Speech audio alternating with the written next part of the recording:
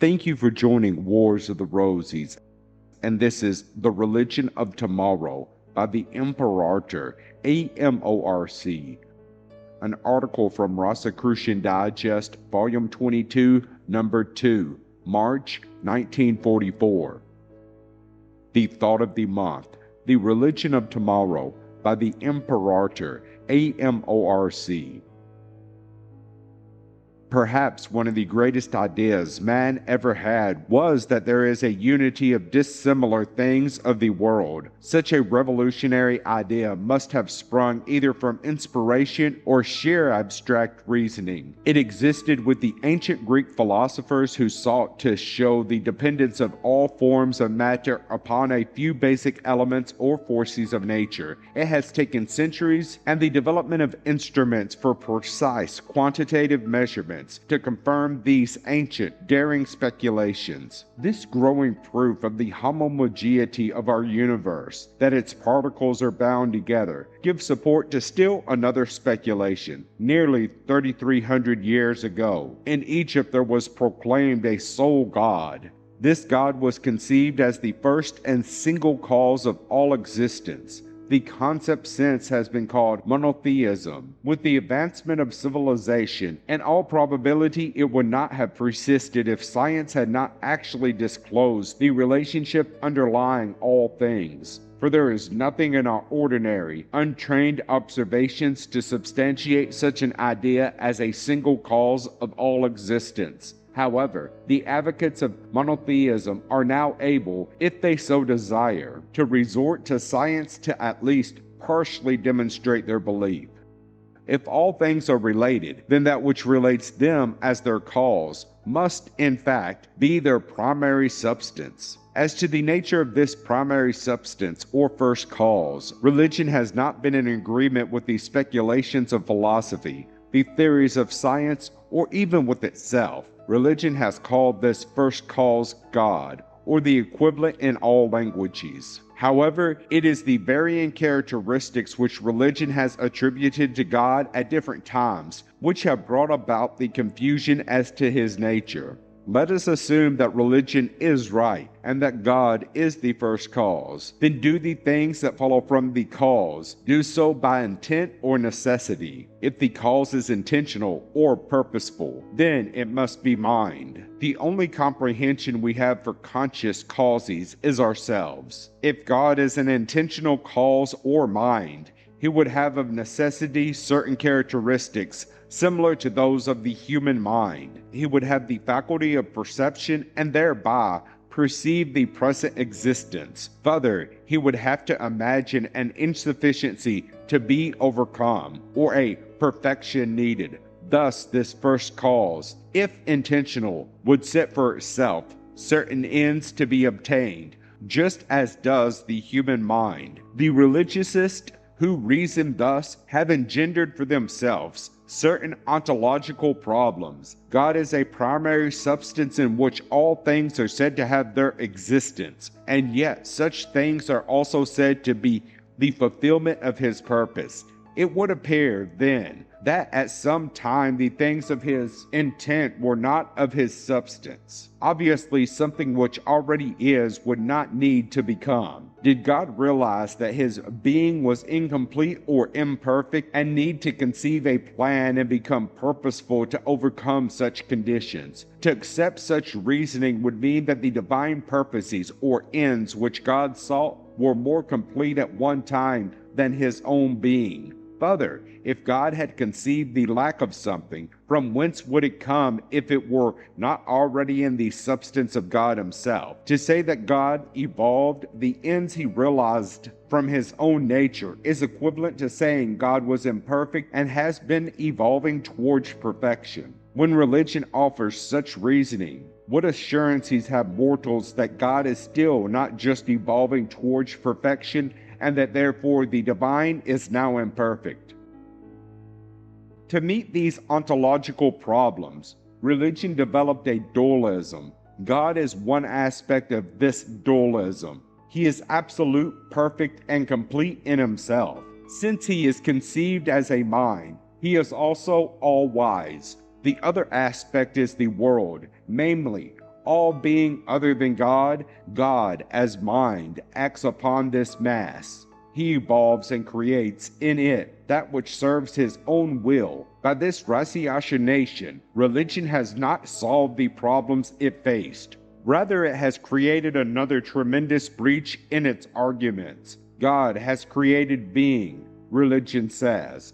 Thus, God has created something less perfect than himself. For though this being must be of God, yet religion will not admit that matter and the things of which our existence consists are divine substances. The religiousists have made the mistake of not considering necessity. It is the principle of necessity which will greatly influence the religion of tomorrow. Must the functions in nature have had a conscious cause? Was it necessary for any function to be conceived or premeditated? It is possible that the functions we observe in nature follow from the necessity of things themselves, and are not the result of a plan or purpose. Because plants require sun and rain, should not warrant the presumption that the sun and rain were intended for that purpose. It is just as probable that plants could be necessary and consequent result of sun and rain. In other words, events could occur by necessity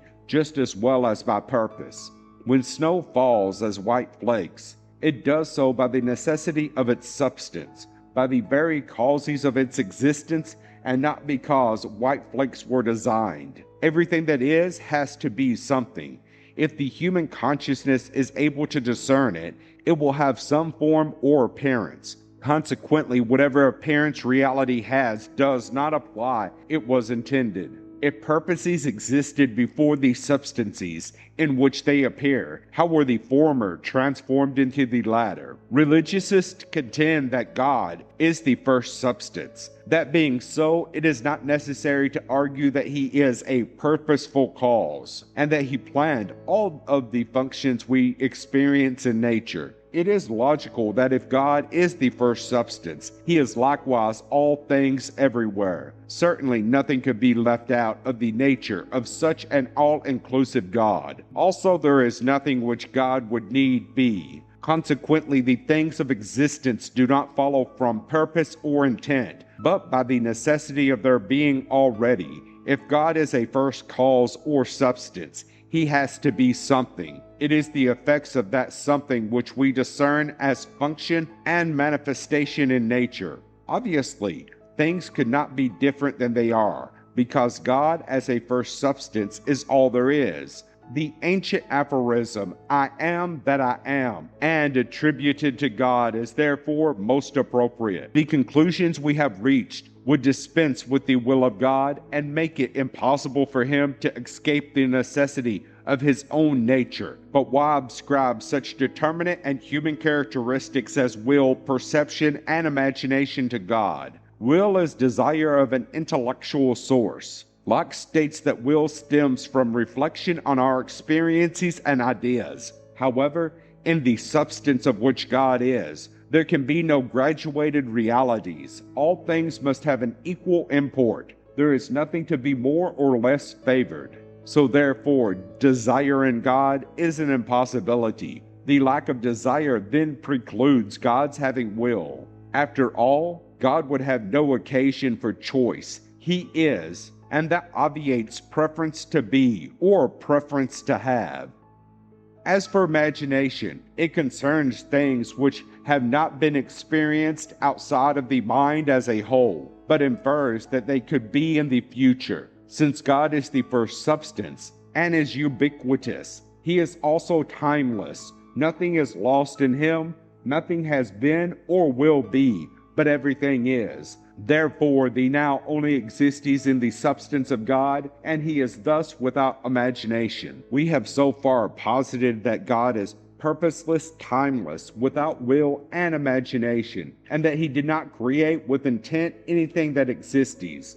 We have, therefore, stripped the religious concept of God of its traditional determinate factors. From the positive point of view, we have only declared that God is, and that things are of Him, not by design, but by the necessary infinity of His nature. What then is this God which the religion of tomorrow will conceive? Is He an aggregate of all of the particulars? That is He a collection of stones, stars, men, worlds? In other words, all of the attributes of nature.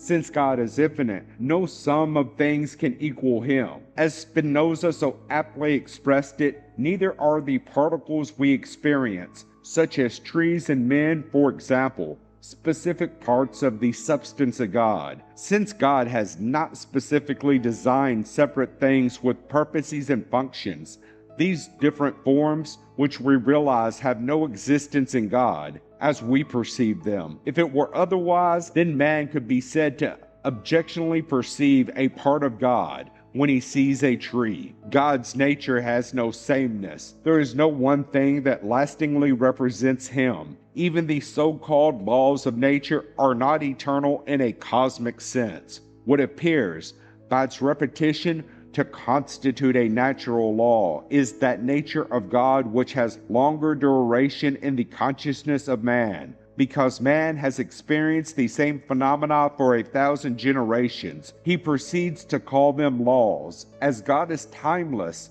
the 1,000 generations are not even seconds in His being. Thus the laws change, but in the relatively short interval of the whole period of the consciousness of humanity, they seem immutable. How then will mankind know God so that it can describe or define Him? It cannot. Therefore, it will cease attempting to, and thereby avoid the age-old controversy among theology, philosophy, and science. However, man is of the substance of God. He is not a particular part, for we have said God is not a collection of things, but man is of God's varying, ever-changing, whole being. We are more real to ourselves than other things are to us. We may not be sure of the physical forms of other things, but we are sure we are to ourselves. Thus, through ourselves, we have a more intimate proximity to the whole substance of God. We do not doubt that which we perceive as trees and rocks, for example,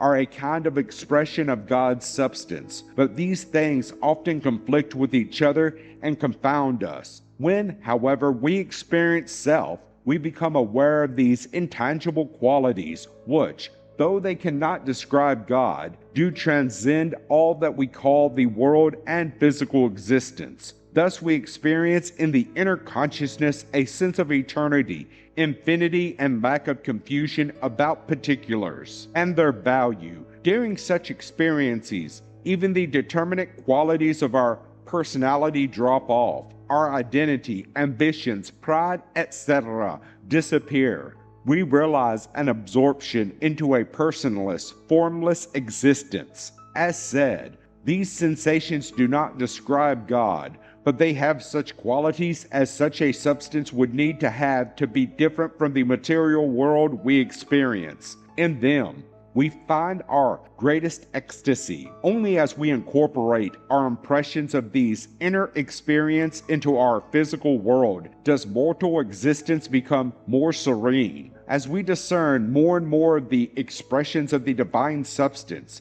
through the discoveries of science, we must appraise and apply them carefully in the light of the experiences of self. When we do that, the particulars of our world, our customs and habits, affect an objective existence, which corresponds to the experience of this inner and mystical consciousness. If we do not do this, we develop science into a robot that can and may destroy us, of which we have much present-day evidence. On the other hand, the mystical consciousness cannot long endure in an unfavorable environment, so a devotion to science is also necessary. A peaceful society depends upon truly knowing what peace is from within and externally creating it accordingly. The religion of tomorrow is thus a mystical pantheism. It is pantheism in that God is in everything, but it contends that everything is not a true part of God.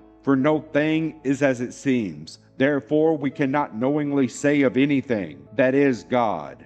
This religion is mystical because our most intimate experiences of the substance of God proceed from our inner consciousness. Thank you for watching, and please don't forget to share, like, subscribe, and comment. And if you can, please consider donating to Wars of the Roses. Links to PayPal and Patreon are in the description. Thank you so very much.